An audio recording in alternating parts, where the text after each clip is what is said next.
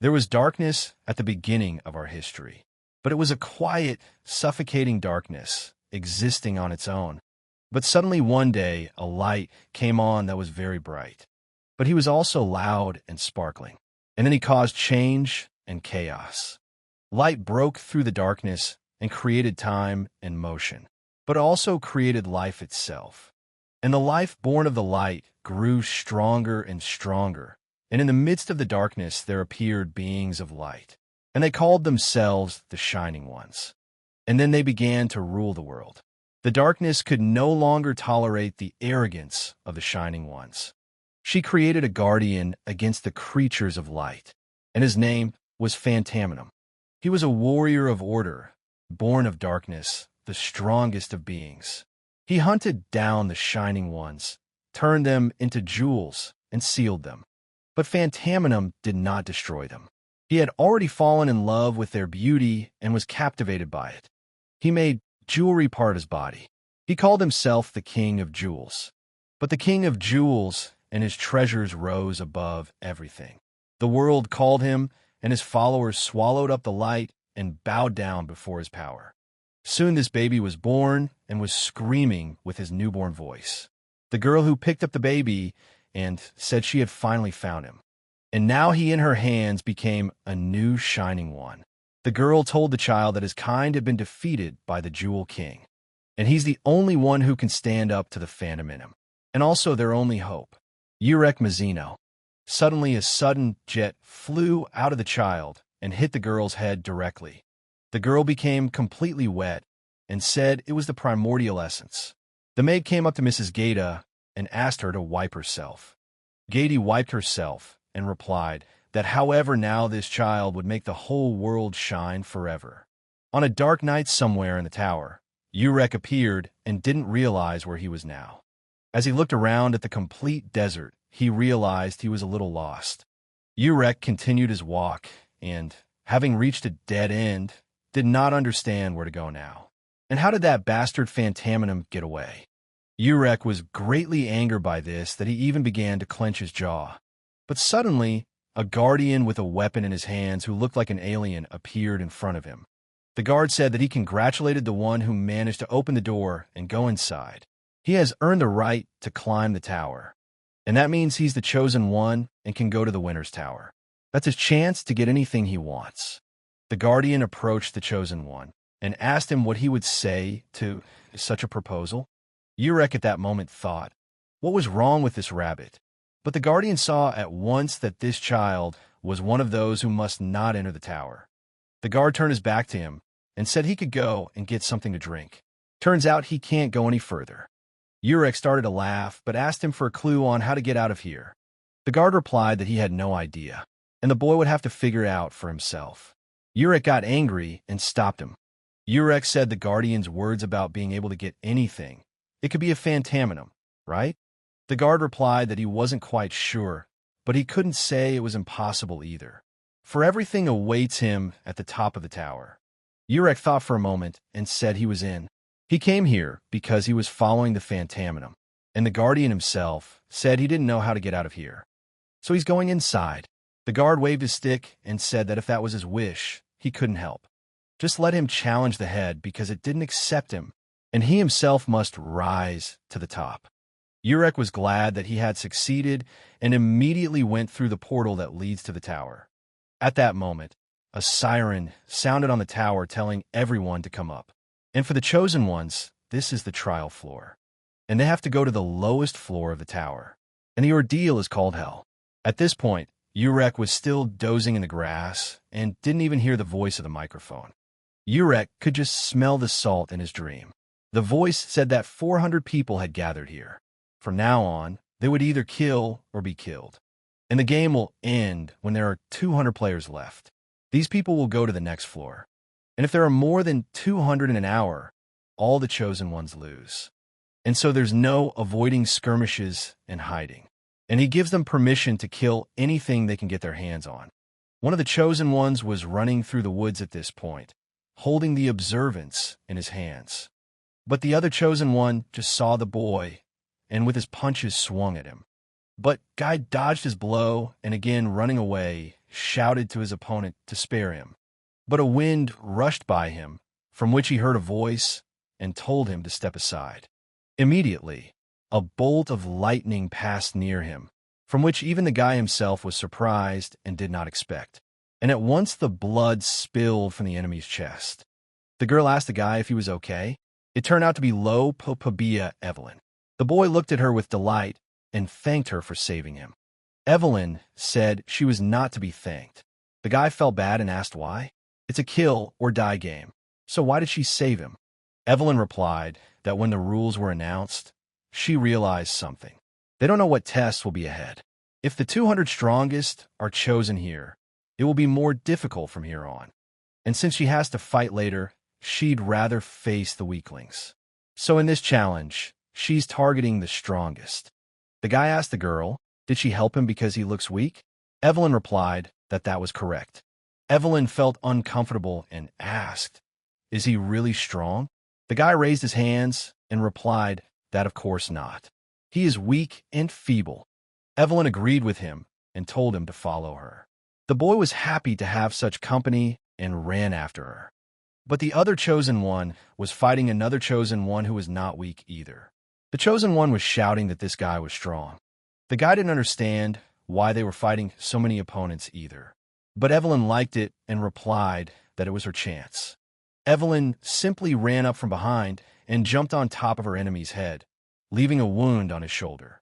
She didn't leave him after that, and proceeded to thrust her long sword into the body of her chosen one, completely bathed in pools of blood. After killing the next chosen one, Evelyn simply cleaned her sword and said it was okay to move on.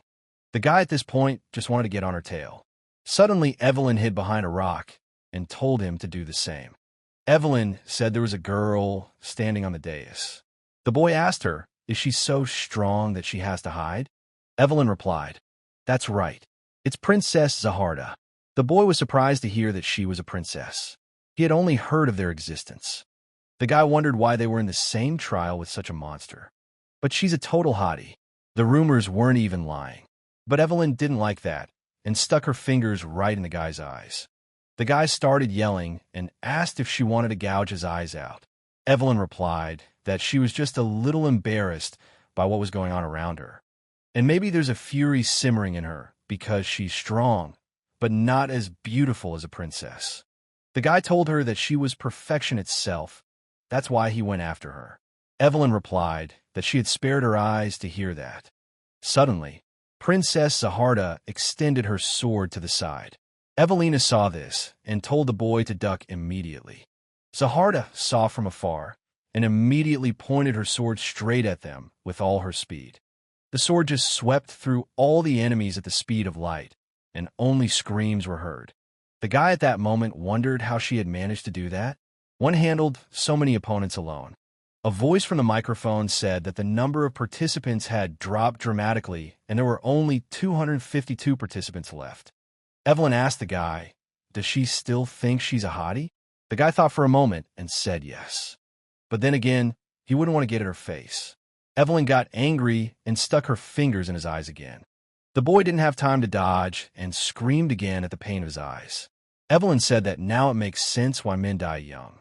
She thought losing his sight would help him survive. The boy answered her not to say such scary things. Suddenly Zaharda looked around and saw the boy lying in the grass and not moving. She thought, what's wrong with this guy? And is he just sleeping at this point? But a bunch of players approach him, and apparently they decided to team up. And now this guy is about to die. The enemy asked, why is this guy laying around? They said the tower would be full of all sorts of people.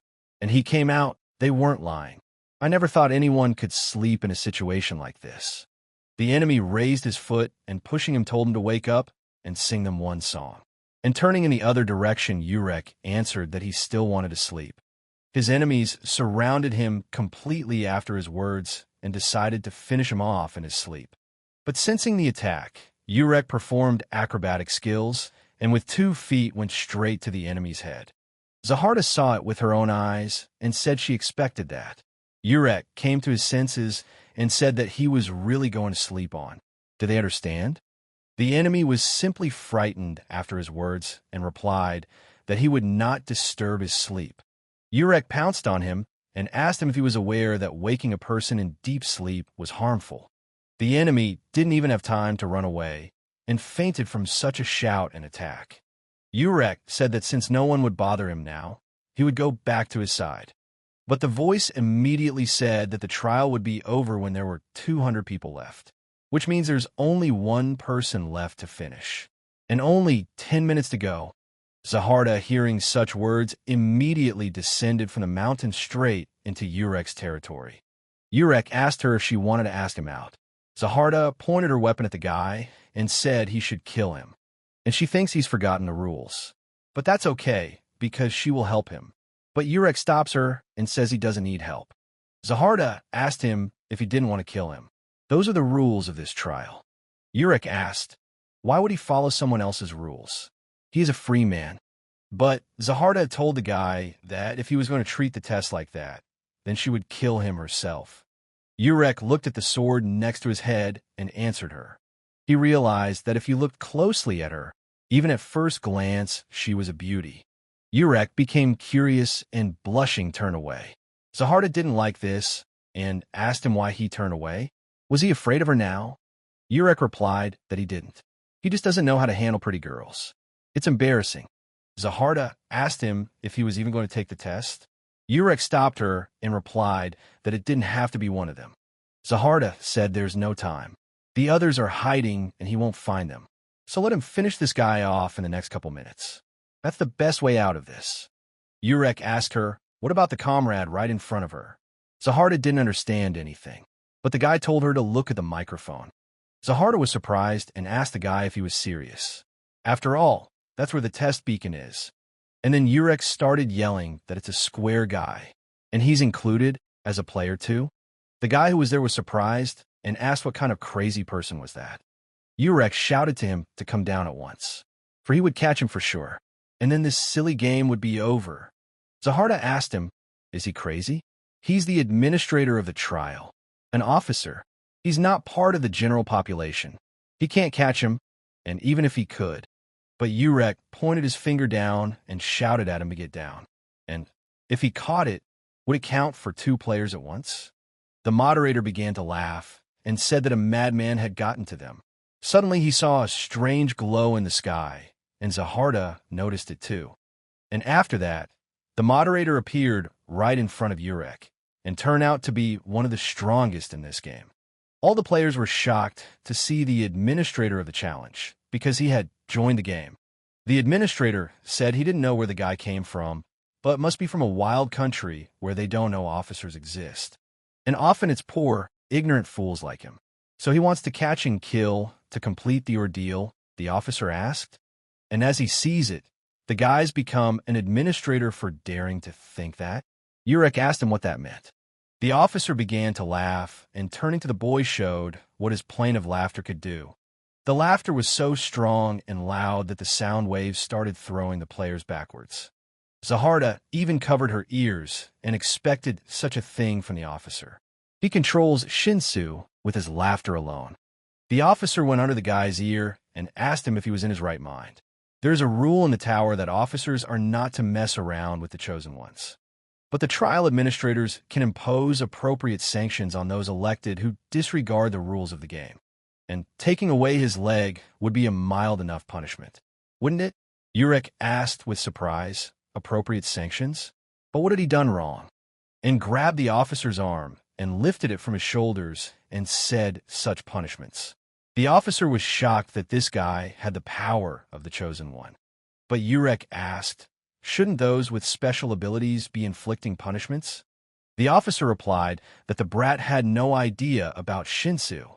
But suddenly the voice said that the number of participants in the trial had reached 200, and the game is over. Zaharda was immediately relieved, for someone had killed the last player. And from a competitive standpoint, it would be nice if this guy died here.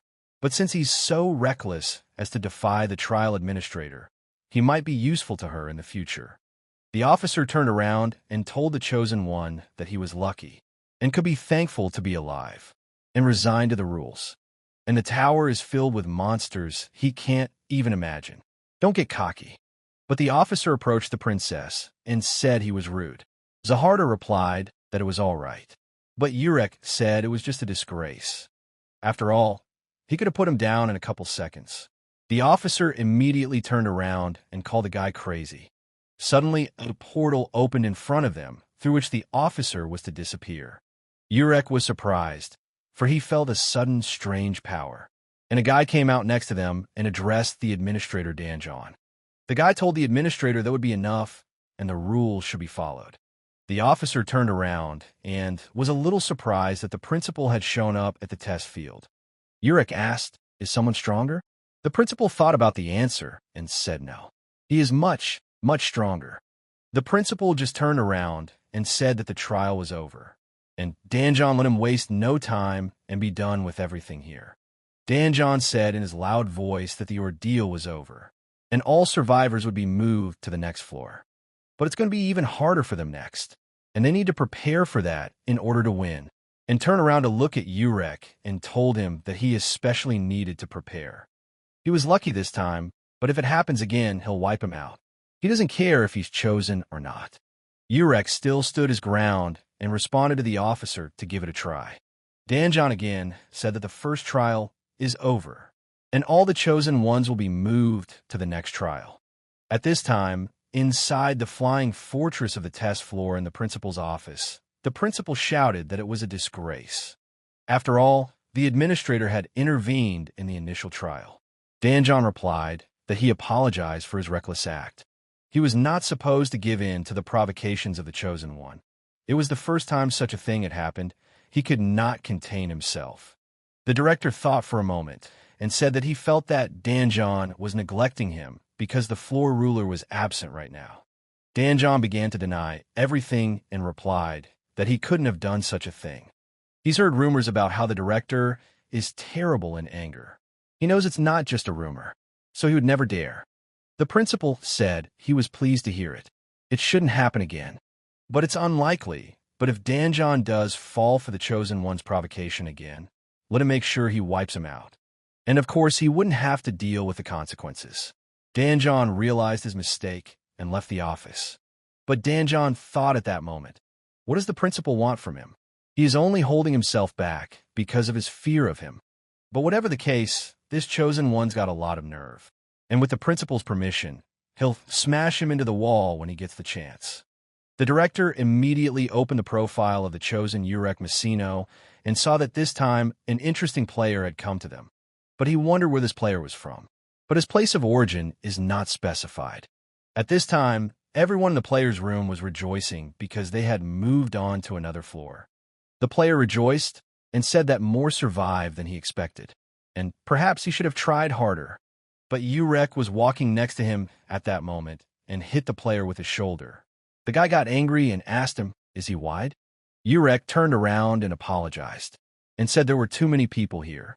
But the guy, looking closer, replied that he was the one, and he dared not hold him back. Urek was a little shocked that the guy had changed his colloquial slang so quickly. But this player looks much older than him, but still addressed him as respectable. Suddenly, the administrator of the next test, named Gisli, appeared above them and congratulated everyone on passing the first test. Urek was unhappy with the other administrator. After all, she's not like that guy, and he's annoyed by it. Gisli said that their new challenge would be very easy, and they needed to be able to do two things to climb the tower. It's about coming together and acting alone. Before they killed each other, now it's time to work together. They will be divided into groups of 3. Of course, the closeness will give them the opportunity to commit treason at any time. And it takes cooperation and independence to reach the top of the tower. So their new challenge is a traditional team game, and it's called Flip It or Leave It. Zaharda was shocked to hear about the flip games. But Urek didn't even understand the point of this challenge. But the bull that appeared told them to turn over or leave it. But somewhere in the tower on the mountain sat a player who was attacking the other players with his techniques. But at that moment, one player in front of him was just running away. He decided to finish him off and attacked with his beam. The principal approached him and said that the guy was not putting out much. The guy turned around and asked him how long had Rob been coming here. And what about the new chosen ones? Rav looked at the dead body of the boy and answered that it was nothing interesting. And looking around with his gaze, said, there was nothing interesting at all. Players started asking with wonder, what does flip or leave mean? And what is this even about? The player asked loudly, who were these people? Where do they even live that they don't know about this? Urek asked him, what does he know? The player replied to the older man that, of course, he understood what he was talking about. The player told Urek to extend his arm and leave it palm down or flip it over. This is how teams are formed. Palm down for one and up for the other. That way, they become a team. And if their palms match, they'll unite. So the older guy, have him tell him ahead of time whether he's going to leave the palm or flip it over. Urek asked the lad, why would he team up with him? Gisli suddenly said that unfortunately this game has completely different rules. Usually flip it or leave it helps to break into teams quickly and easily. And palm position is the determining factor. But there's a catch to their challenge. In a game of flip it or leave it, they will first play with the goat standing behind her back. The players were surprised to hear that they would be playing against a goat. Gisli said that was correct and asked them to look at his hands. His right hand is inverted and his left hand remains in its accustomed position. Now let them look at her. Her right hand is upside down and her left hand remains. That means she has passed this round. And now each of them has to follow the goat's hands to replicate their position. If they manage to repeat exactly to the end of the song, they have passed. If not, they lost. As they say, it's better to see once than to hear 100 times. And they're already starting the first round. The player was surprised and asked right now. Gisli told everyone to get ready, and she gave the goat a signal to start too. The music started playing and telling the guys to turn it over or leave it, because the chance to win or maybe lose. Let them decide and don't slow down. And if they are in doubt, let them leave immediately. Trump started twirling his arms and showing the moves. But the players resented it and said it was too fast. The confusion started and everyone was saying it was bad. And everyone was asking each other if they had noticed. Gisli asked them, is it too fast? But that's a pity. Only 24 people successfully passed. Seeing the sign on Urek's body that he had passed, the player said with surprise that the senior had passed. But Urek asked him, what's the big deal? Gisli said that those who passed, they have the right to recruit their own team. When they saw that Princess Zaharda had passed, they began to approach her and asked to join her team. The player seeing that Evelina had also passed, he asked, the right to choose team members? Gisli said it right. The right to choose your teammates among those who fail the GOAT game. It takes a game of flip or leave to make a player a teammate. And should they be shown again how to do it? Are there any of those who have passed willing to start? There will be more choices before they start. Evelina raised her hand and said she was ready. Gisli said that's great. Evelina can pick someone from the losers. The boy hoped that Evelina would choose him. But when he saw her walk by, he turned to her. Evelina approached another player and said that she had noticed him from the last challenge. He wasn't bad. Would he be willing to team up? The player asked her, did she think so? But the guy wasn't even surprised that she chose the others. And of course, she wouldn't mess with someone like him. Gisli said that now the two of them had to play each other. Trump turned on his music and said that if the palm positions matched, they would become a team. But if not, then Evelina immediately started performing the hands. But suddenly at the end, their hands matched. The player was displeased and asked her why so fast. Evelina replied that it was frustration. She thought he'd be of some use, but she doesn't want to be on the same team with such a talentless guy. Gisli expected this from a member of the 10 great families. They understand the rules of the tower and play by them. Gisli said it was unfortunate that the two of them couldn't make the team, which meant Trump immediately grabbed his huge player hand and stuck out his tongue. And Gisli said that the loser would be sacrificed to the goat. The player yelled and said that wasn't the rules. They didn't. But the goat could not be stopped, and opening his mouth, he dropped the player and swallowed. The players were frightened and shouted that the goat had eaten him. But what is going on here anyway? Gisli told them that the way they saw it, if they lost, they would become an offering to the goat. But in return, if they win, they could decide if they want to team up with their opponent or sacrifice their opponent. And so teams of 3 will be recruited. All losers would be eliminated in the end. And now it was clear to Evelina.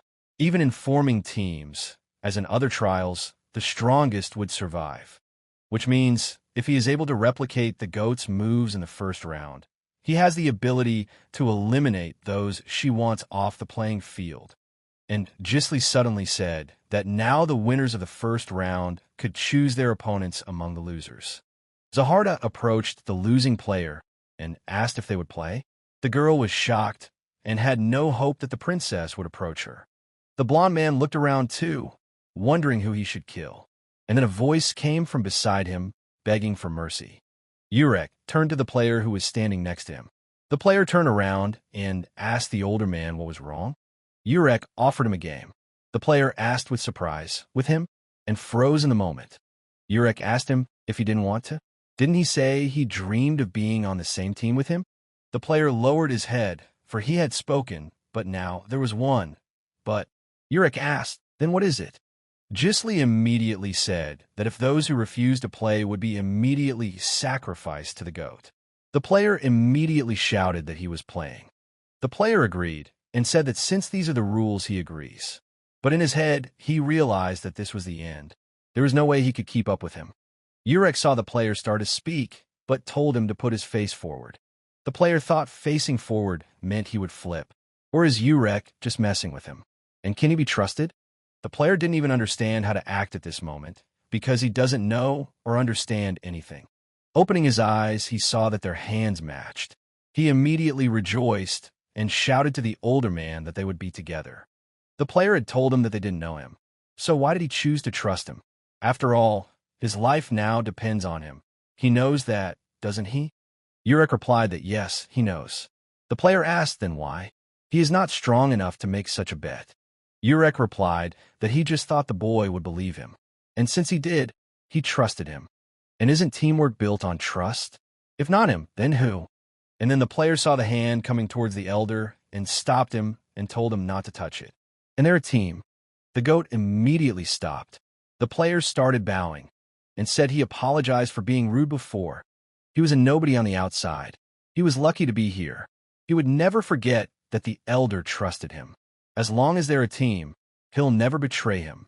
Urek agreed and replied to the player that he looked older and could speak normally. The player said he understood.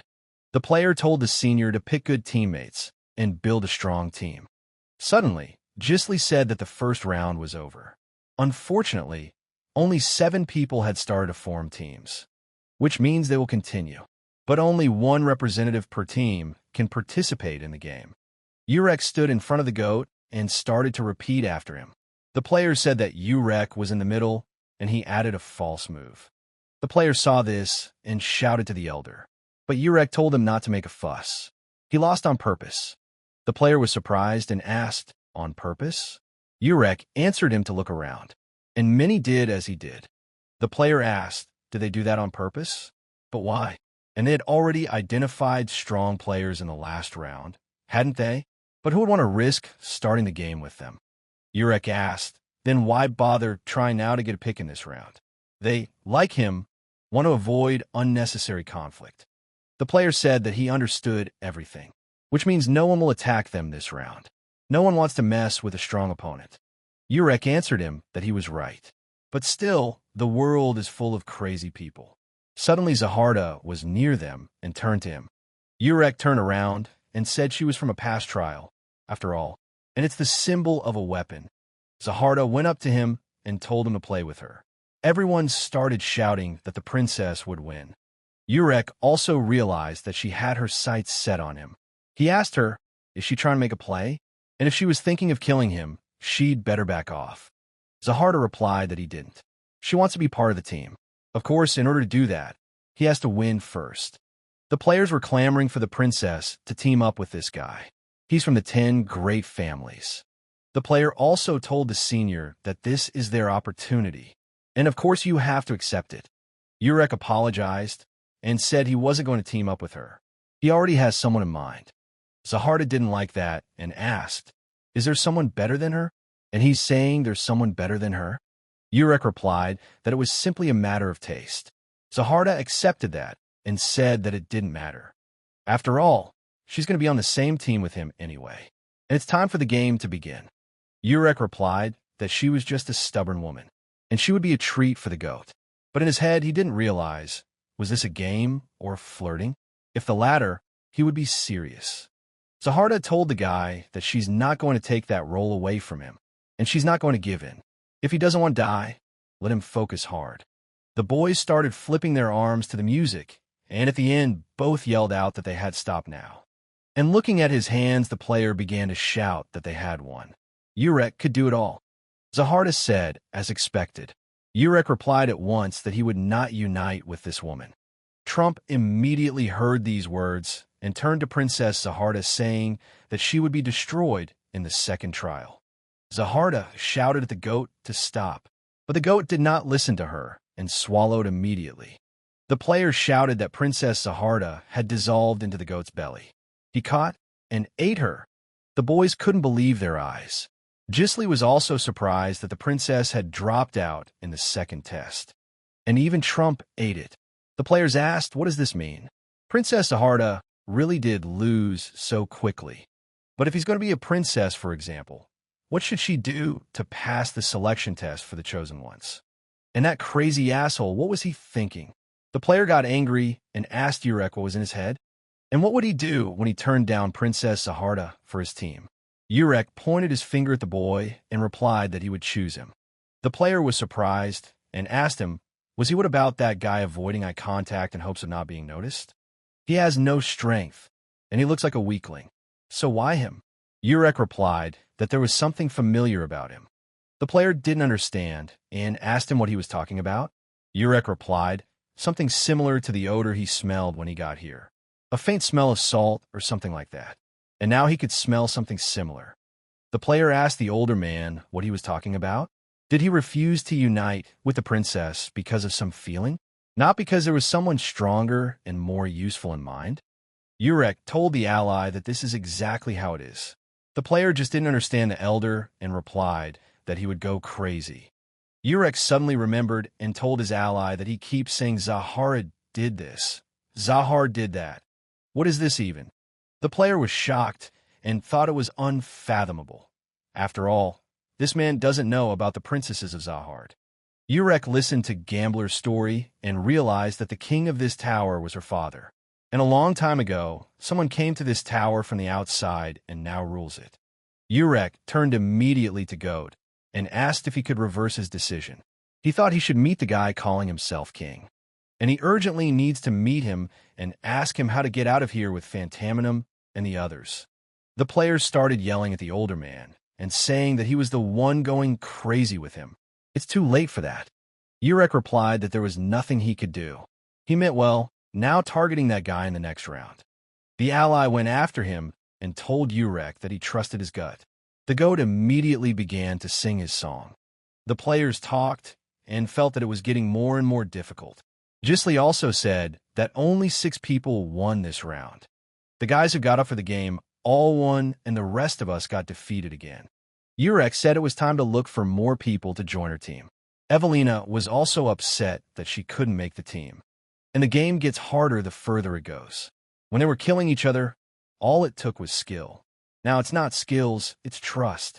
Even if she offers the enemy to team up, without absolute trust, she can't make a team in this game.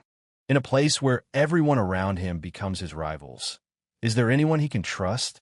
The guy was pretty upset that he had lost. Evelina looked at the guy and decided that she didn't trust him at all. But he's too weak. If they become a team, they have no future. Suddenly, Urek approached the boy and asked if they would play. Evelina saw the other guys approaching Rue, but she doesn't even know who they are. Looking closer, she realized who they were and thought they wanted to team up with this loser. Rue was sad before that, because no one approaches him. There is nothing special about him, so no one is interested in his death, and neither is his team. And in that case, he's better off just getting lost and failing the test. Then he'll go back to where he came from, to his native slums, the backwoods village where all those abandoned by the gods fled. Urek approached him and addressed him as a child in a cap. Rue began at once to shout that he was weak and infirm and posed no threat. There was no point in destroying him. Urek replied that no, and that's not what he means. They want to be a team with him. Maybe they'll play a game. Rue was shocked that the guys were coming up to him, and turning his head, he saw Evelyn's face. The players started yelling at her and asking what she was doing. I mean, they were the first ones to come up with an offer to play. No need to interfere. Evelyn replied that they were the first to strike up the conversation, and she was the first to offer to play. So that's her right. Evelyn told Rue for them to play with him. Rue got angry and told them all to stop fighting. Suddenly, Gisli saw all this and said there was a dispute. Since both sides have good reasons to claim one player, let Rue himself decide. And whom, Mr. Rue, of those standing before him, will he choose to play? Rue replied that he apologized to the one who came up first, but he wished to unite with Evelyn. Rue held out his hands and said he would turn both palms over and not make another move. He would not repeat after her and would trust her completely. Urek asked, did they already know each other? Evelyn replied to the guy that he hadn't hesitated at all to choose him before. And maybe Rue planned this whole thing carefully to get rid of her? Is he trying to trick her? If he is, she won't forgive him. Rue replied that of course not. Without her, they wouldn't be able to be a team at all. He really wants to team up with her. And it's because he's in love with her, and he likes her so much. Urek immediately turned around and told his new friend that they needed to get out of here. After all, it was hopeless. Evelyn was shocked and told Rue that she was part of the 10 great families and had many more peaks to conquer before she would consider marriage. And he's braver than he looks. Rue replied that he didn't. He didn't mean the wedding. Evelyn held out her hands too and said that she wouldn't make a move either. And she believes in him too. And she seemed to like him in a way too.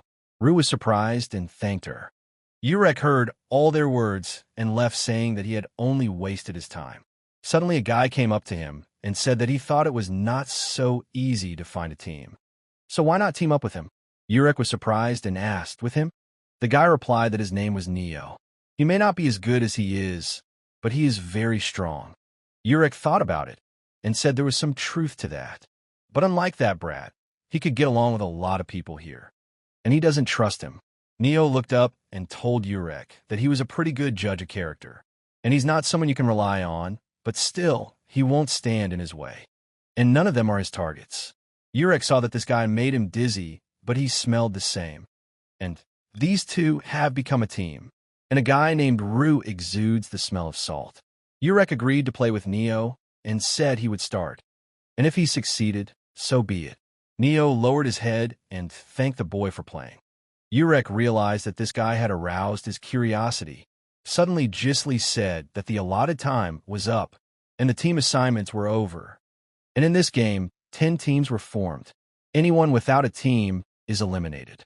And the rest of us are off to the next challenge. And she congratulates them on their successful completion. Was Urek surprised that there were 10 teams? But there's only 9. Something's not right. Suddenly, something happened inside the goat, and a familiar saber appeared. Gisli said that the deadly battle in the waiting area had come to an end, and the 3 survivors automatically team up and move on. Risley understood the warning in this, but still her abilities are astounding. Princess Zaharda using ice. Gisli told her that it was a good thing they had prepared this game in advance. And the princess took him by surprise, and there was nothing he could do. Zaharda asked the teacher, wasn't she the one who set the whole thing up by changing the rules at the last minute? Gisli replied that, of course, she was going to bend. She became a treat for the goat, but no one said she would be destroyed. And what's more, they will meet her in the next test. Among those who survive the general rules, they need to eliminate one person each to move on to the next test. And since her trio couldn't fully survive, they would call them remnants. Zaharda replied that it was a fair rule. And in the next challenge, she will avenge her humiliation. She'll do whatever it takes to destroy that man. After all, he had rejected her proposal and dared to humiliate her like that. She would never forgive him. Suddenly a voice said it had a message for the test administrators. The second test came to an end, and the test was passed by 30 participants. Administrators, have them ready to meet the chosen ones and conduct the next test. Danjon pressed play for the crown and said it would be interesting, and gave orders to the administrators to act, and to make preparations to meet the chosen ones. After the second test, they got to the ship. Urek asked, "So the test will be held here?" The boy replied that this was his first ship. "I can't wait for the next challenge." He's so glad he entered this tower. Just then the administrator and his assistants came out. He told the chosen ones to listen carefully. The players began to ask, "Who are these people?" But he was answered, "Can't you tell a glance? They are the administrators of the trials." Principal Rav told the chosen ones that he congratulates them, and he is in charge of this examination. Earlier, they had already successfully passed the difficult tests. Did Urek realize that this guy was in charge? Rayev continued talking and told the guys that they had earned the right to be here, and they can be proud with themselves and to be ready to overcome the next test. They will now be placed on a cruise ship, and they will move through the different areas of the test floor to take the exam. And if they successfully complete the final task on the ship, then they will be recognized as the true chosen ones and get to climb the tower. For wealth and fame and power and strength and might are the most important things, and the great journey in search of truth. But a path of glory like that traveled by King Zahard and the 10 great families, and they must earn the right to follow in their footsteps. The receptionists went through their seats, and one of them was telling the guys that now those boarding the liner have to get tickets, and each ticket will be checked daily at noon. So he advises you not to part with it, and now they can go through one at a time. Suddenly, Urek felt some kind of aura coming from the end of the line. He turned around and realized that strange guys had joined them. Afterwards, inside the liner, the players were all shocked by such beauty. After all, this liner is like one whole huge house. The boy told the older man to look too, because it was the first time he had seen such a thing. Urek was also shocked and replied that everything was shining. Danjon stepped in front of them and welcomed the chosen ones, saying that he would now be their chief examiner. And during the upcoming challenge, they will be in the role of apprentices. During their apprenticeship, they will be trained in the specialization they will be assigned. There will be intermediate assessments for each specialization.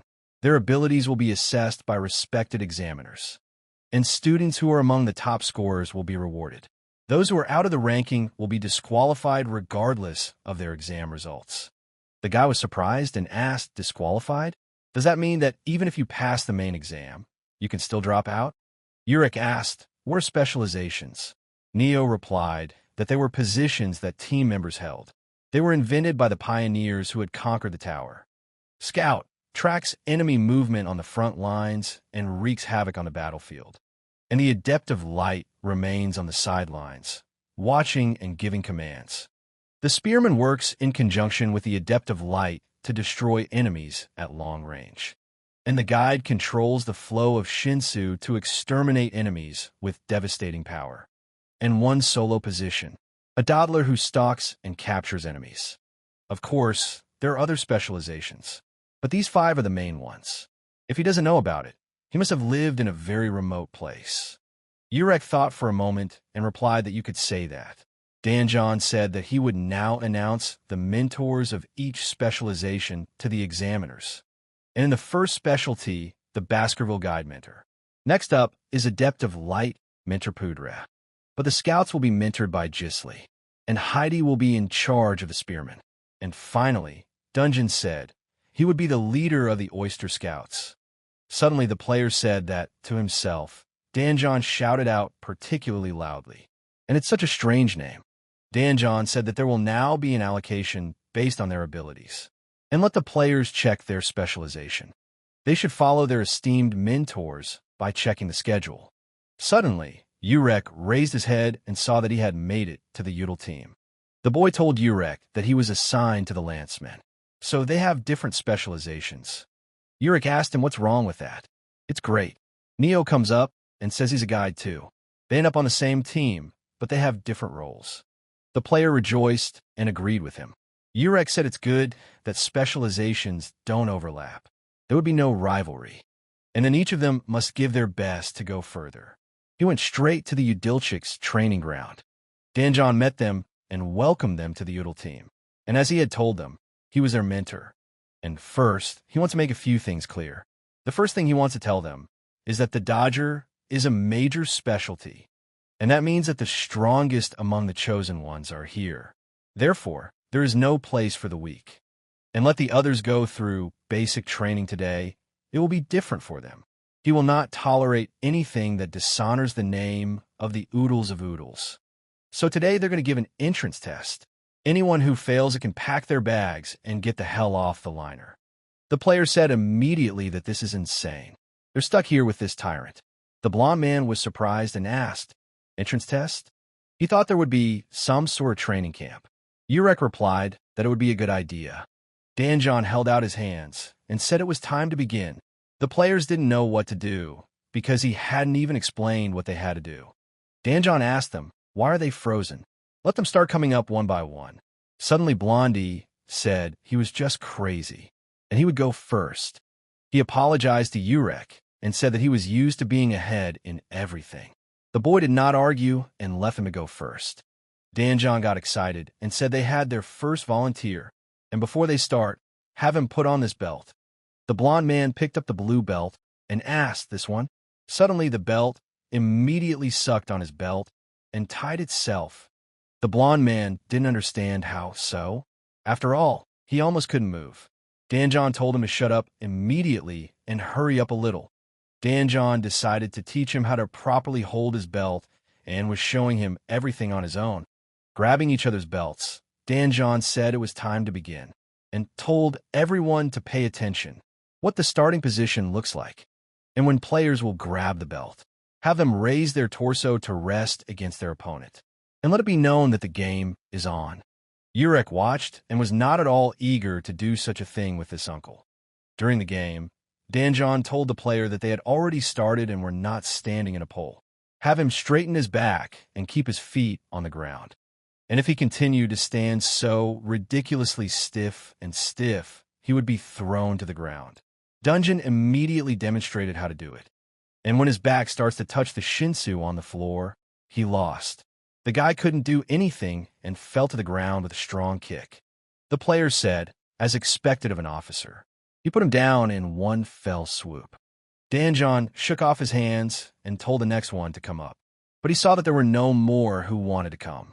Suddenly Urek raised his hand and said what he wished, but Danjon went on to say that they were scared, and he would give them an extra chance to the first 3 players, including the first guy. The 2 players immediately said they were going. The girl also decided she'd better try again later. Urek got upset and said that he would have to wait again. He asked the guy standing next to him why he wasn't going. The guy replied that he doesn't fit into any rankings. He's allergic to that kind of thing. Urek said he understood and didn't bother him, but the guy saw that his ally was just plain weird. At this time, in the engine room of the liner, Zaharda said that they had managed to sneak in unnoticed, and the first step has been taken. And as they entered the liner, each chosen one was handed a ticket. If they snatched the tickets and waited out the night, they would become their rightful owners, and thus could fully pass the test.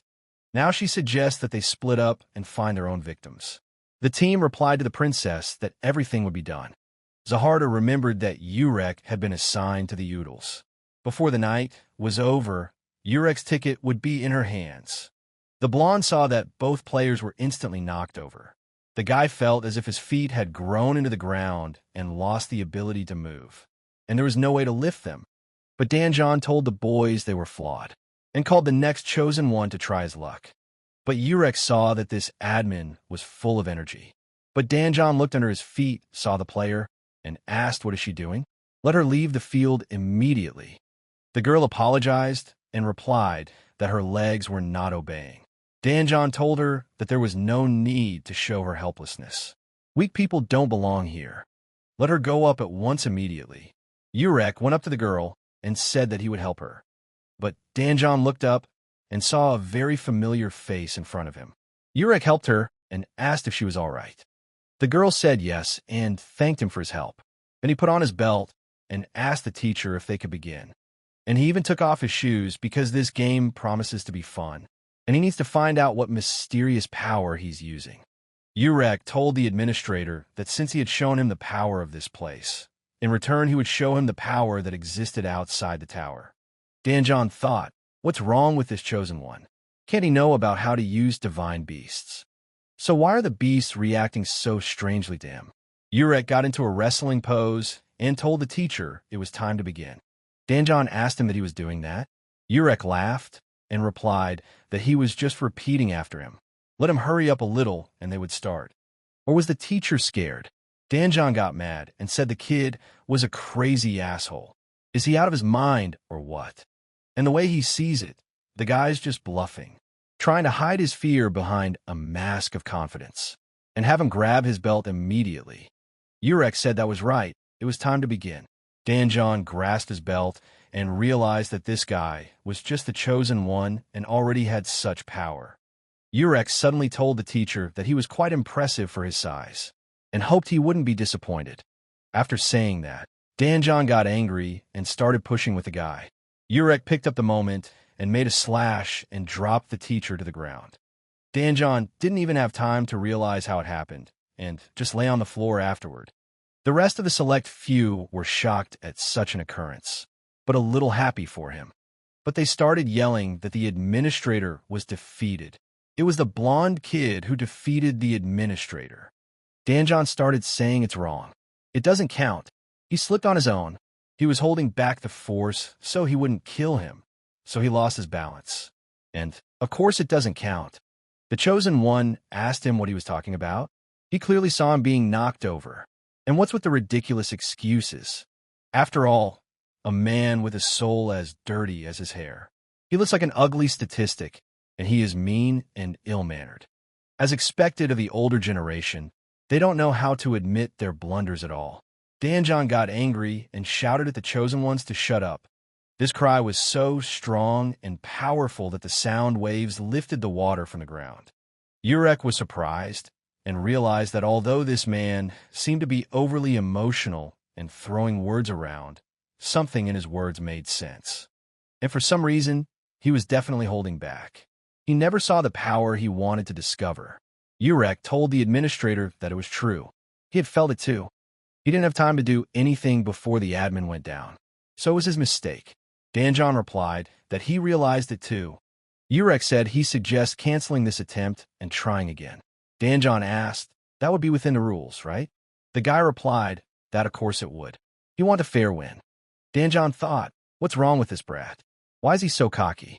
He said being able to admit the truth was a good trait. Let him get ready. Urek and Danjon grabbed their belts, and the guy told him to get ready. Danjon believed that even without using the enhanced Shinsu, he would definitely win. He was careless, but this time he would gain the upper hand with brute force. Saying it was time to start, Urek immediately lifted him into the air. The chosen one started laughing immediately and shouted for everyone to watch. This time he brought up the administrator. Urek asked during his struggle, what is it with him? What a bore. Let him use his power already. Danjon saw that the jerk was taunting him. Urek told him to show him the strength with which he had attacked him during the ordeal. At this time, on the training ground of the Copjacks, Heidi greeted her chosen ones. Heidi said that as they had already been told, she was the mentor of the Copjacks, and as their instructor, she would start teaching them everything from today. And today they're going to have a simple javelin throwing exercise. It's a little exercise to get an idea of their level. And there's no need to be nervous or afraid to try. The guy was shocked and became uncomfortable seeing her hand as it spun at breakneck speed. Heidi showed them her ability to fight and act without the enemy noticing. She showed the ability to even throw a spear, and seeing a target in front of her, she hit it right in the center. The chosen one said it was cool. Heidi asked the guys who wants to start. The chosen ones liked it very much, and all wanted to try it. But Rue looked at it and didn't move. Rue stood by the entire time while the rest of the chosen ones tried and learned how to throw a spear. The chosen ones said they're a bunch of amateurs. Let them just watch and learn how it should be done. The chosen one picked up the spear and picked up speed through it and hit it right at 30 points. Chosen asked, have they seen that? Heidi replied that it wasn't bad. Impressive even, but Ro thought it was terrible. He couldn't even hold the spear. He had tried his best, and it was a shame. Everyone could throw a spear far enough, but not him. And why was he chosen in the first place? The chosen one approached him and asked him what he was doing here. Ru stood up and replied that he just couldn't throw the spear. The chosen one told him it was his first time. No need to get upset. You can't hold your nose. He had seen him during the last trial, hadn't he? Ru was pretty cool, and his name is Rohan. Rohan shook his hand and said it was nice to meet him, and he shouldn't be upset. After all, Junior wanted to take him on the team, and he was sure he had his own hidden talent. Ru was surprised and asked him if it was true. Frankly, he felt that he was good for nothing. Rohan replied that he trusted Junior's gut. He is definitely going to be someone special, just like all of them. They couldn't team up, but when his youngest picked him, he started to like him. So they will stick together and try their best. And he would show him how to use the power. Rohan took the spear and told the younger man to watch carefully. But Ru saw him as a very good man. And Evelith too. There's so many good people in the tower. And Ru is grateful to him for being kind even to a creature as damned as he is. At this time, a select few on the Oudelman's training ground were shouting that this guy was just something, and he managed to get the trial administrator up in one fell swoop, and yelled at the guy to throw it. Danjon saw that this chosen one was a bastard. But what kind of power does he have? But Urek saw it as a relief. And even in the darkness, light finds its way. Its power is gradually returning. Urek asked the teacher why he didn't want to show it. The power he demonstrated when he'd pounced on him last time. And if he doesn't start using force right now, he will suffer humiliation. Danjon replied to the Chosen One that if he was talking about Shinsu's level, then fine, he would show him, and immediately proceeded to show him. Urek immediately felt that it was her, the power he had felt before, his body hardening and becoming as heavy as stone. And there is some energy here, unknown to him, that makes him stronger. But what is it, he thought? And Danjon saw that the Chosen One was an idiot, and he's fascinated by a power he has no idea about. However, such curiosity leads to death. Danjon told the guy that he couldn't recklessly use that power against him now. Urek was surprised and asked what? Danjon replied that the tower has a rule that officers cannot harm elected officials without special permission, and without administrator approval or mutual consent. At worst, he will be stripped of his position or destroyed. And if he uses all his power here, his body, unable to resist the Shinsu, will be torn in half and he will die instantly. And then he'll be fired and spend the rest of his life on the run. Urek said it was strange to hear such words from a man in the hands of the Chosen One. Even if he did so, he would not die. Danjon asked the guy, did he think he would fall for such a cheap provocation? Better to suffer humiliation than to let your whole life be ruined. And he has a suggestion. Urek was surprised and asked with surprise a suggestion. The administrator replied, that is correct. Let him listen and realize it's not a bad deal. They will have a duel in 3 days, which will be subject to admin approval, and put their lives on the line. He doesn't know all the details of the next challenge, but it will be called the Game for the Crown. As far as he knows, there will be a space where they can fight without being seen. And if the fight is consensual and secret, he'll go all out. Their lives are on the line. He wants a real battle, not these boring games, doesn't he? He's right, isn't he? Urek replied, sounding tempted. Danjon thought the boy was a fool for falling for the provocation so easily. But suddenly he said there was another condition. He would immediately let him go and fall himself, and then admit defeat. Urek asked why would he do that. Danjon replied that if he did that, he would let everyone else take that test. Urek said those were pretty good terms. He let the belt go with a shake of his hand. Urek pretended to slip and immediately fell to the ground. He didn't move again for a few seconds. Urek stood up and said that he had fallen. But the guys were in shock and could not believe such a thing. The Chosen One shouted that, as expected of a trial administrator. Once he wanted to, and he becomes invincible. His body stiffened, and he crumbled like a stone. And where is the source of this extraterrestrial power? Does it come from his dirty hair? And now he realized he had been lucky before. Danjon replied that he was. But he wasn't bad either. Even though he slipped, he was still able to fell him. He asked the chosen ones if they had seen it. That's what it means to be a true angler. He saw the potential in him in this test. From the beginning, he wasn't going to disqualify anyone. He wanted to see how they would act in a critical situation. So they all passed the entrance test. The chosen ones were shocked and asked if the administrator was telling the truth. Danjon replied that yes, and it was exactly like that. And everyone is welcome to the oodles. The chosen ones rejoiced and said that they didn't understand anything, but they passed, and that's the most important thing. Danjon turned around and told the chosen one that he would be at the venue in 3 days.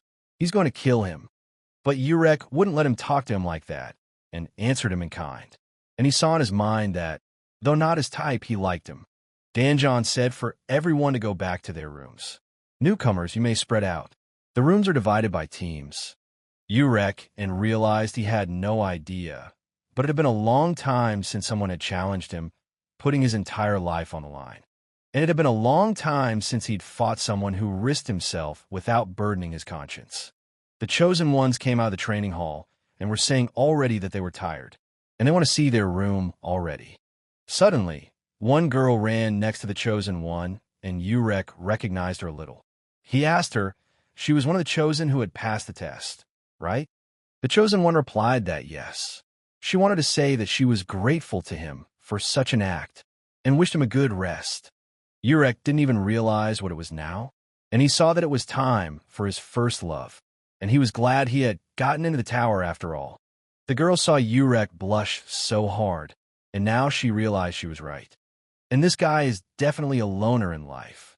He may seem simple and silly, but in reality he is strong and easily suggestible.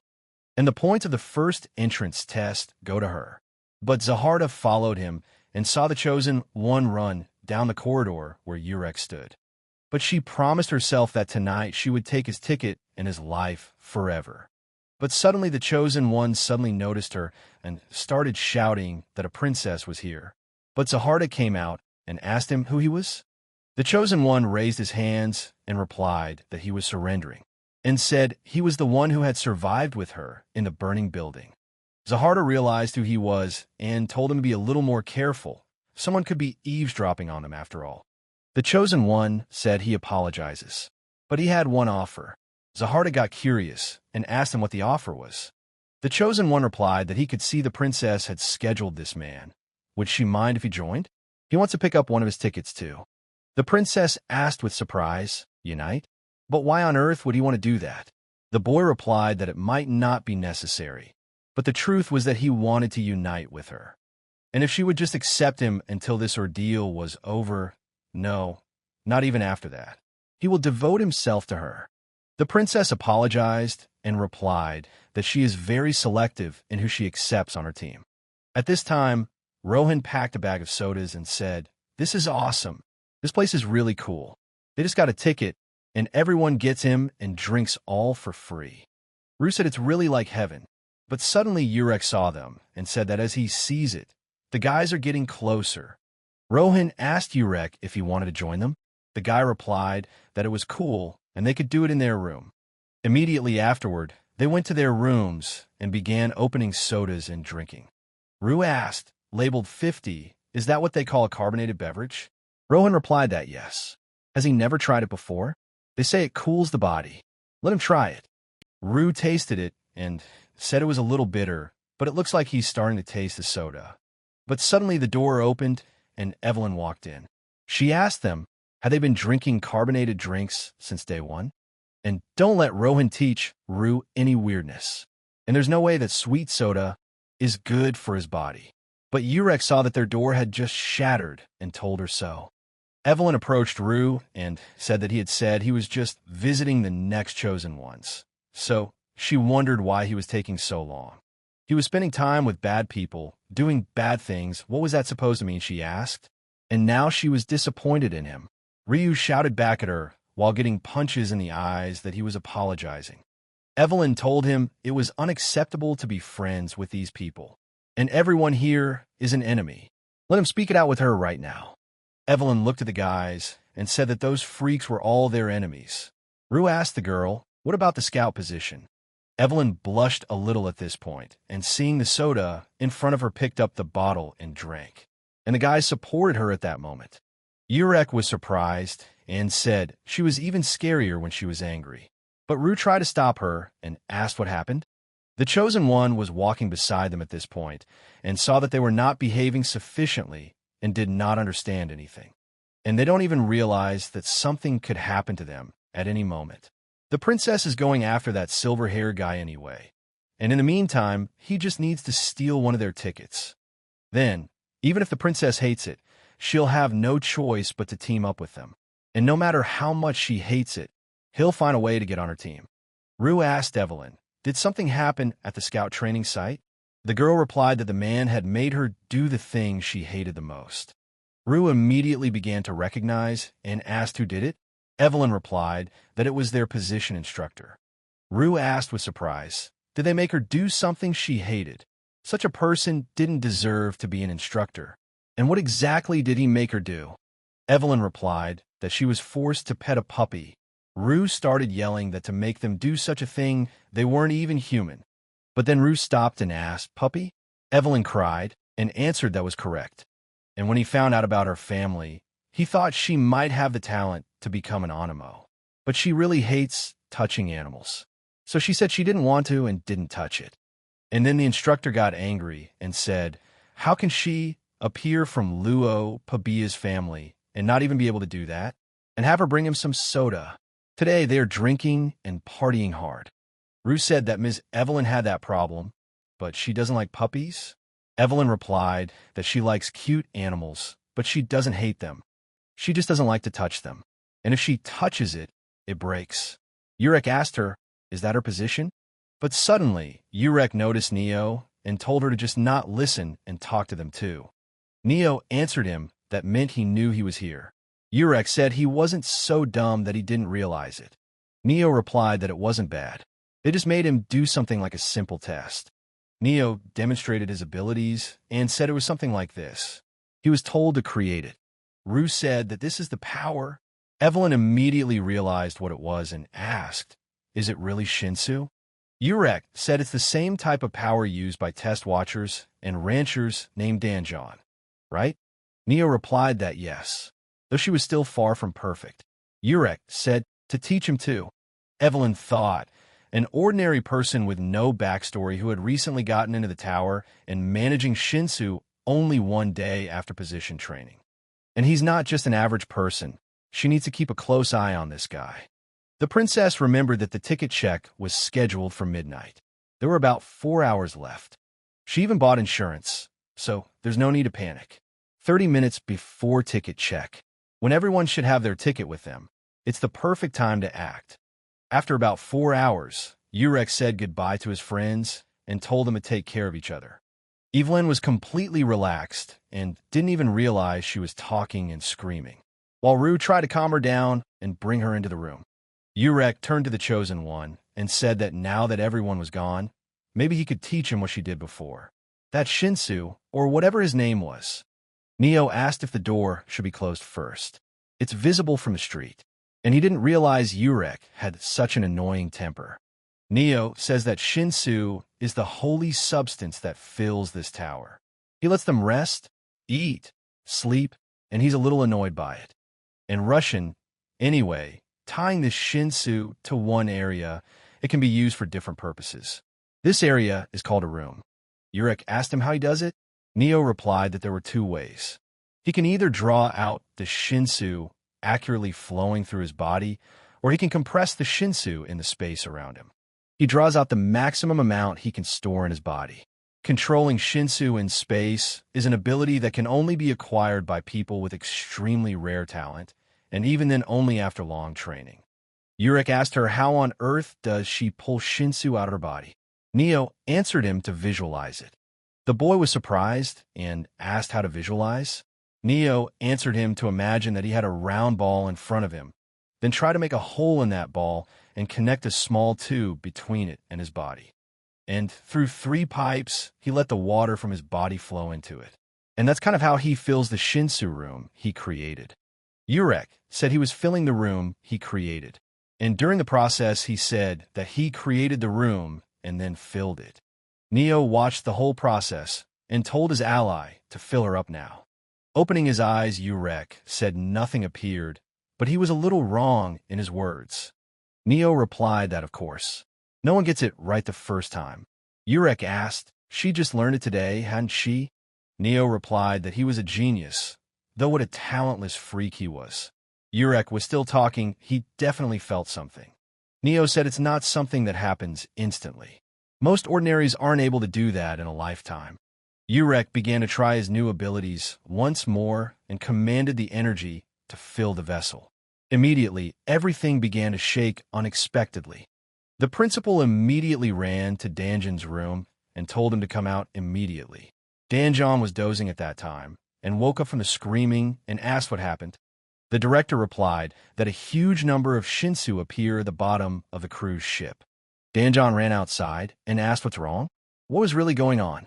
The guy replied that everything was under the ship. Danjon walked to the edge of the ship and was shocked at what he saw. He didn't understand how this could be. Urek was getting angry at this time and said that nothing was working. Neo replied that because it wasn't easy to do it right away. Danjon suddenly started yelling that the Shinsu was getting bigger, and for every ordinarian on board, due to sudden weather changes along the itinerary, the course of the cruise would be drastically altered. Rowan saw all this too and asked what was even going on. Danjon motioned for everyone to get ready to strike. And for every resident on board, he's asking everyone to brace for impact and hold on tight. Neo asked the guy what happened. Urek replied that it looks like something happened outside. He will go to get some soda and go to the bathroom too. Danjon asked, how could this have happened? Who was the genius who made it? The boy replied that he didn't know, because it just appeared suddenly out of the blue. Danjon asked who was the chief test monitor. The boy replied that he didn't know. He left without saying where he was going. Danjon immediately thought about it and realized that he would return to the palace again, and told the others that they should block it as much as possible. We can't let the ship be destroyed. Tell them to bring in the chief observer of the test that controls the waves. Danjon looked at it all with wonder and asked, what kind of Shinsu is this? He had never seen such a bright Shinsu in his entire ranker career. Danjon suddenly looked closer, hearing the voice. Asking what was that just now? He seemed to have heard some of that Shinso. Danjon asked, is he wrong? And started screaming in fear that it was Shinso who was still getting bigger. Everyone was screaming in fear because they didn't know how to stop him. Ru also ran away and asked what was really going on, and if it continued, the ship would sink. The chosen one from the princess team realized that this wasn't just some random chaos. The talentless girl from the 10 great families had been taken away and moved to another room. And now they're the only ones at this time who can do what they have planned. And that is a great fortune for them. He doesn't know what even happened outside, but when everything is in chaos, this is his chance. He immediately ran up behind them and decided to attack. But Rohan sensed his approach, and seeing him with the corner of his eye, he knocked Ru aside, saving his life. But Rohan was a little hurt by the enemy's weapons. He asked him who he was, and Ru asked his friend if he was all right. The enemy replied that he had missed a vital point, but he knew that his ultimate goal was to team up with that silver-haired guy and man up. For now, he has to get at least one ticket at all costs. And first he has to steal the ticket of a guy named Ru. It's natural to target the weak. But Urek was in the restroom when suddenly the door opened very quickly. Urek said, what with the lights flashing and everything shaking? He's already angry that he couldn't make that Shinsu, and now his mood is ruined. But then Zaharda entered and shouted his name. Urek covered his body and replied that this was the men's room. Zaharda told him if he was aware that she was alone here. Urek asked why girls in this manhwa like to break doors. And don't let her tell him. She followed him into the bathroom to ask him out. Zaharda replied that she had come to steal his ticket. Urek was surprised and asked what. Zaharda replied that the exam supervisor said that if she could steal the ticket, she could take the exam again. Urek asked her, did she mean that? Zaharda replied that yes, that was exactly what she needed. Urek said he thought she needed something to get on the cruise, but does it really have to be a ticket? Zaharda replied that no, it was essentially irrelevant anymore. Urek asked, then why is she following him? Is she a stalker? But as she probably already knows, he's strong as hell. He just wanted them both to pass the exam. So let him go steal from someone else. Zaharda answered no and said she was going to get his ticket. She immediately jumped on him from behind. And whether mate or prey, they always aim for the strongest, don't they? Urek said that it was even troublesome. But for a gentleman like him, fighting a woman is quite a challenge. But if she goes that far, let her get ready to admit that only he will be the winner. Suddenly Neo felt something strange and thought, what kind of earthquake? Something must have happened outside. But when he looked around the corner, he saw the boys fighting the stranger. And they're in great danger, for blood has already been spilled on the floor. Evelyn also came to her senses and turned to Mr. Liu in her sleep and said her throat was dry. When she opened her eyes, she shouted to Rue to bring her water. She couldn't get out of bed. Rue asked his enemy how could he be here. He clearly saw that he had failed the test. Rohan was also surprised and asked, are they seeing a ghost?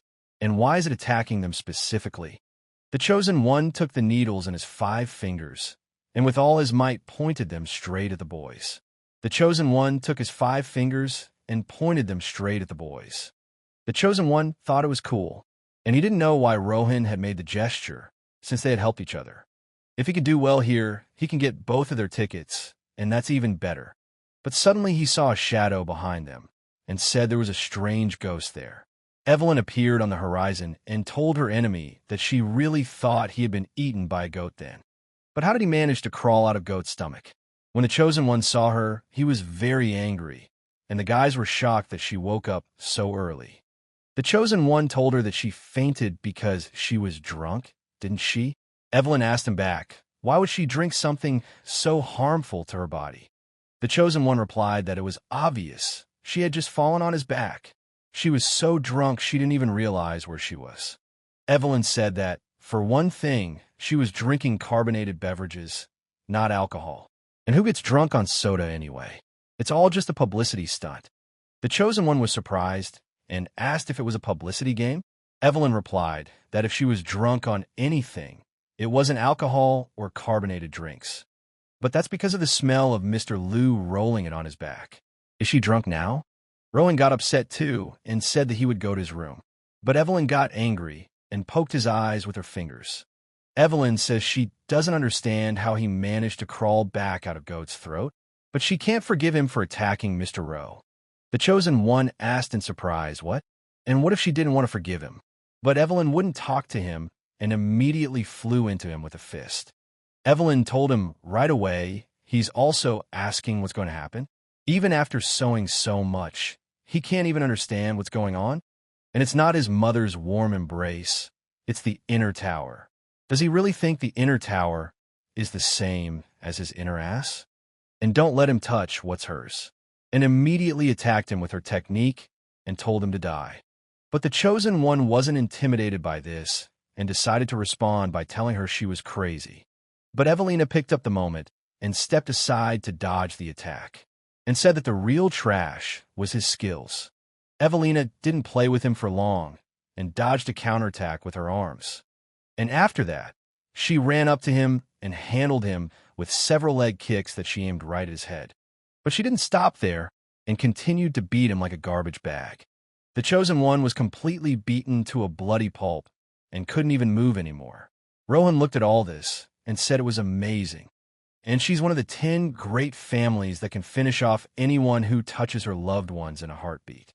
But suddenly the administrator turned to all those elected and said that the tickets will now be checked by the crew, and asked everyone to prepare their tickets. And the ticket check will start in 10 minutes. The man started checking tickets and asked everyone to show their tickets, and threatened that if the Chosen Ones didn't show him the tickets, he would just eat them.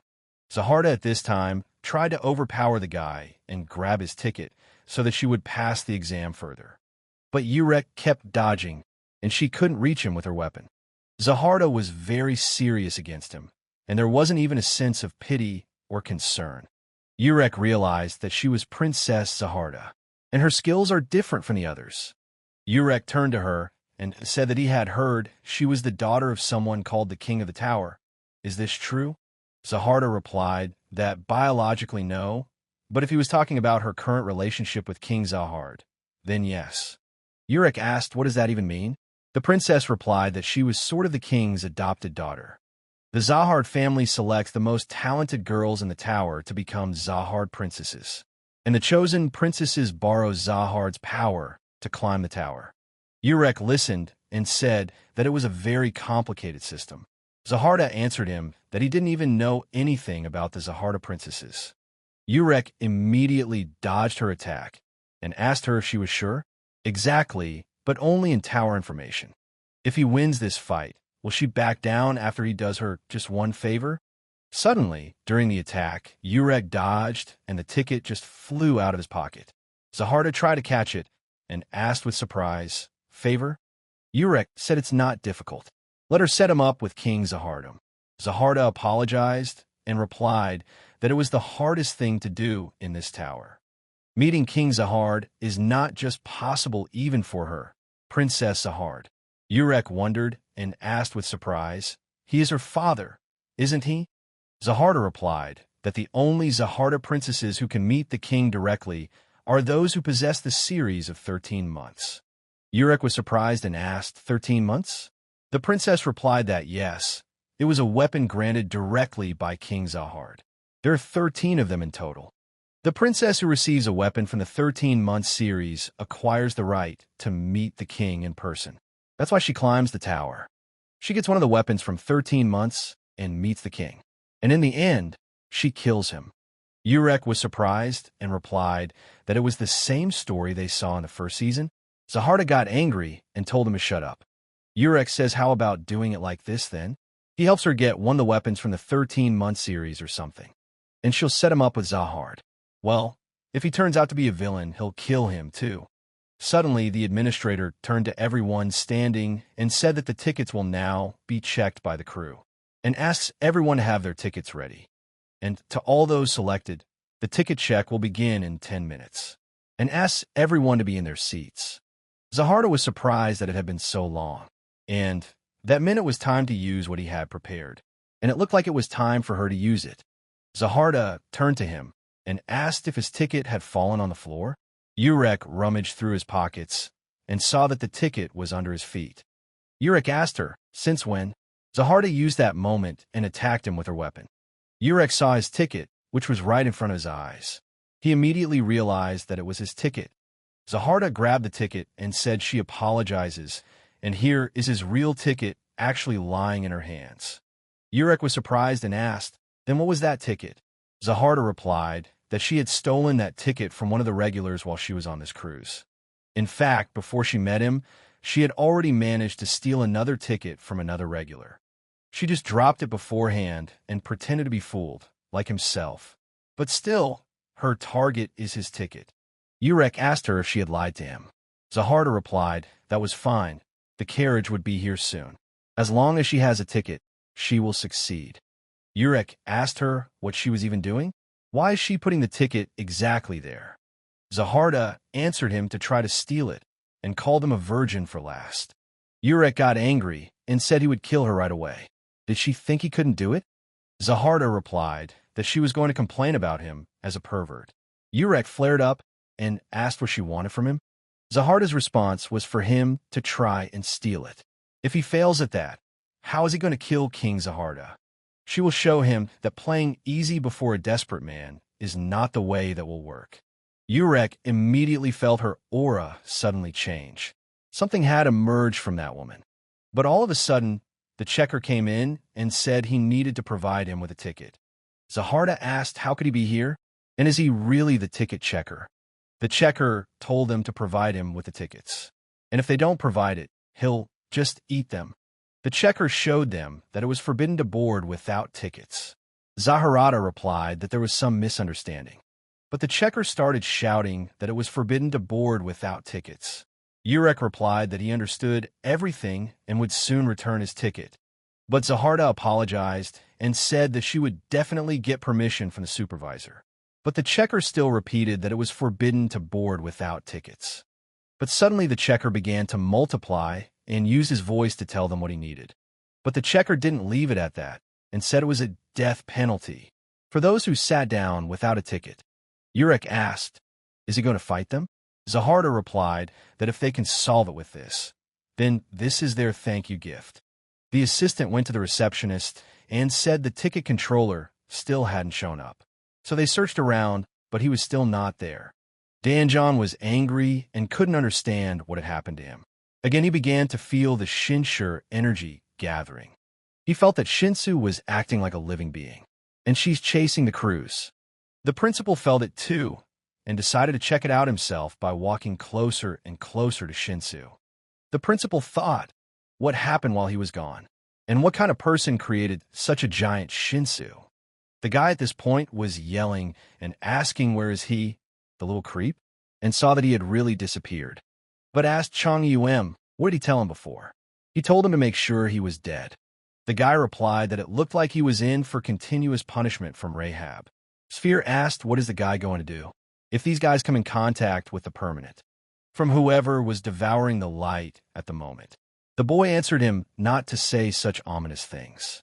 Wherever he goes, he can taste it, find it, and kill it, but he will follow the scent of blood. Rav asked Danjon what happened here. The administrator replied that he didn't know. Suddenly, a giant Shinsu appeared. Rav asked with a surprised look, "Suddenly? But what is this giant Shinsu?" he thought. Rav pulled his hand up to his and said he would deal with it and have him order everyone to fall back. Rav used his black magic against light magic and tried to extinguish Shinsu with it. But Shinsu was so big and strong that his magic began to slowly fade away. But then in a moment, everything changed and the white light began to fade away. Danjon rejoiced and said it was just as he expected from the chief test inspector. It was amazing. But Rav thought it was for real. There's no way a Shinsu of that size would just show up for no reason. The checker was still angry and said they were worthless constants. How dare they behave so brazenly after breaking the law? But they still get the death penalty. It's time to use the death penalty against violators. The checker just became a monster and started attacking everything around him that was near him. But Zaharda suddenly wanted to give him something, and she is a pathetic, empty person, and a lost one rides the waves and let him be contained in this vessel. Downstream, in the sixth lake, lives a water fairy. She demonstrated her new abilities and showed what she can do. Zaharda became a fully aquatic queen and immediately attacked the checker who wanted to fight them. Urek thought, as he expected, she's an interesting woman, but she's coming back to life. And then he won't lose to her either, and he'll take his battles for granted without even batting an eye. But the checker just started attacking back. But Urek didn't care about that. He continued to fight him to the last.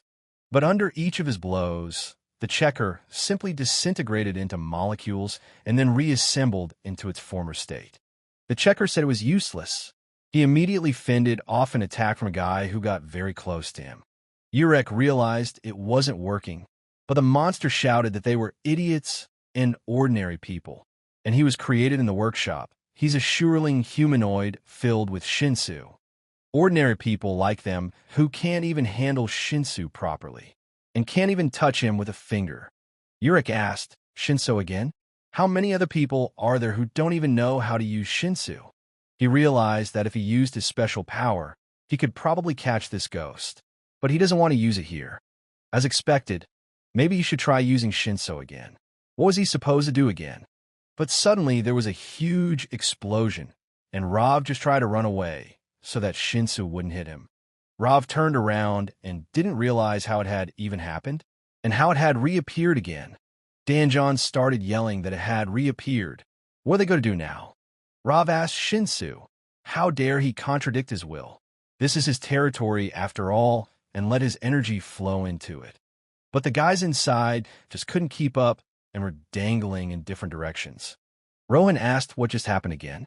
Urek got angry too and asked how the driver was even operating this cruise. Zaharda just picked that moment and attacked immediately from behind. But the monster saw her coming and dodged her. The monster immediately applied its powerful energy and attacked back at the girl. The impact was so strong that she couldn't even keep up and broke through the wall with her body. The monster told her that if she couldn't get her ticket back by the 30-minute mark, she would be eliminated from the test. So just let her give up and let herself be eaten. Zaharda replied that it even annoys him. That's why tough governance is the worst. She accepts the offer of the chief test taker. How many times will she have to tell him that she got the ticket fair and square because of her own skills? Would he listen to her for once? Suddenly, a strange grass suddenly bloomed beside her and surrounded her. This herb was called Ratala Red, and she is a fairy living in the middle of the fifth river. Urek was surprised and asked what it was. Zaharda asked what was wrong with him. Why had the mood suddenly changed? Urek saw that it had become quite strong. Zaharda said her name is the water that flows along the riverbank and turns it scarlet, with the madness of the river. That's the name of wrath, really. The water started fighting the monster and immediately cut it into small pieces. But the monster was still regenerating and taking its original form. Urek saw that she had cut her, but what had happened to her anyway, he thought. And she just walked into the tower. And as he can see now, she's crazy. And crazy in the head. The monster was a little surprised and asked to stop. And he acknowledges what she said. He'll deal with it right now, if she wants him to. And he actually knows that she got the assignment from the exam monitor. But the ticket she was supposed to have is the wrong one. And that silver-haired boy has it. And he's holding her ticket. Ever since she first stole it from someone, it's been her ticket. So have him switch tickets. That way they both pass. Zaharda tells him that means the monster says he should have said that 5 minutes ago. Zahara attacked the guy and said it looks like, is it time to work things out between them? And have him hand over the ticket he has to give. Urek replied that they should have just exchanged tickets peacefully, shouldn't they? Zaharda said no. He would lose his ticket and fail, and she would take that ticket and pass. She told him that right away. And now he is her victim. Zaharda didn't waste any time and attacked him immediately. But the boy was able to dodge and defend himself against her saber. But in a moment, Urek grabbed her saber and felt the flow of Shinsu. He immediately let her go and stepped aside. Urek said that everyone can use Shinsu, and at this point, he's the only one without Shinsu. Zaharda swooped down on him and yelled at him to die immediately. And he realized that this wasn't just a normal reinforcement. There must be some kind of restriction. And if he waits for the restriction time to pass, he won't be able to switch tickets. Urek realized it was just a headache and some hassle. And still using all his power against this woman doesn't feel right. If he's going to do it his way, he should try to use Shinsu. Urek decided that he would go all the way. And with all his energy, he let it out. Danjon shouted to the main watcher that he didn't disappear. He reappeared, and he's getting even bigger, and she's already approaching the cruise. Rav also saw that this Shinsu was going where the cruise was. Urek heard it too and realized it was headed that way. Urek felt Shinsu's powerful energy in his hands. He saw it and couldn't believe what it had gathered. Urek asked if she could see it. It's a Shinsu. He could see it too. Zaharda replied that she congratulates him. And by the way, does he really have to keep gathering like that? Urek asked, but what's going on with this? Something doesn't seem right here to him. Zaharda used this moment to attack. But Urek turned around and replied, let it be, and decided to point it right at her. Rav had been watching where Shinsu was going the whole time, and he found the room where everything was coming from. Rav used his dark energy again and said there was no chance. All the people, animals, and plants in this place, and even Shinsu itself, were out of his will. Danjon turned to the director and said that if he attacked in this way, cruise, but the guys didn't even pay attention and still continued to fight. But as they retracted their heads to the sides, they saw that someone was attacking them, and the energy didn't look like Shinsu. Urek simply turned around and decided to confront that energy, and was pushing it away with a Shinsu. Zaharda wasn't left out either, and with her Shinsu sword strike, she decided to help him. They both became a team and confronted the dark energy. When he saw his opponent in front of him, Urek asked him what he was doing here. Rav replied that the place Shinsu is going to is for him. Normal? Urek asked, then what is it? And if he has any complaints, then let him come down.